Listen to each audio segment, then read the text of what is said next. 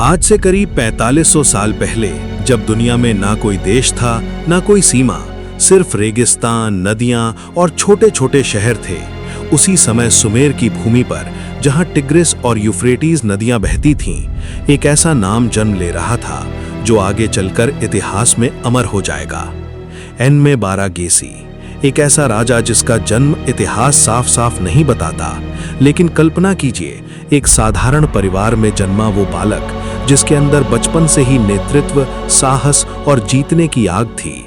और जैसे जैसे वो बड़ा हुआ, वो पहुंचा एक शक्तिशाली शहर किश, जहां उसने एक साधारण सैनिक के रूप में शुरुआत की, युद्ध सीखे, रणनीतियां समझी और धीरे धीरे लोगों का विश्वास जीतते हुए एक योद्धा से नेता बन गया। उस समय हर शहर का अपना राजा था और सत्ता के लिए संघर्ष आम था। और इन्हीं संघर्षों के बीच उसने अपने दुश्मनों को हराया, राजनीतिक ताकत हासिल की और अंततः किश का राजा बन बैठा। ये सिर्फ एक गद्दी हासिल करना नहीं था, बल्कि एक नए युग की शुरुआत थी। राजा बनने के बाद उसने अपने राज्य को मजबूत किया, सीमाएं बढ़ाईं और कुछ प्राचीन संकेत बताते हैं कि उसका सामना ईलाम जैसे क्षेत्रों से भी हुआ। उस दौर में ताकत ही पहचान थी और एनमे-बारागेसी ताकत का प्रतीक बन चुका था। समय बीतता गया, लेकिन उसका नाम मिटा नहीं, बल्कि पत्थरों पर उकेरा गया। और यही कारण है कि उसका नाम आज भी सुमेरियन किंग लिस्ट और प्राचीन अभिलेखों में मिलता है, जिससे वो इतिहास का पहला प्रमाणित राजा बन गया।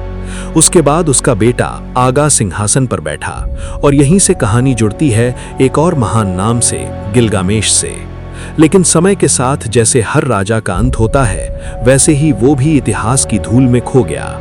न उसका महल बचा, न उसकी सेना, लेकिन जो बचा वो था उसका नाम।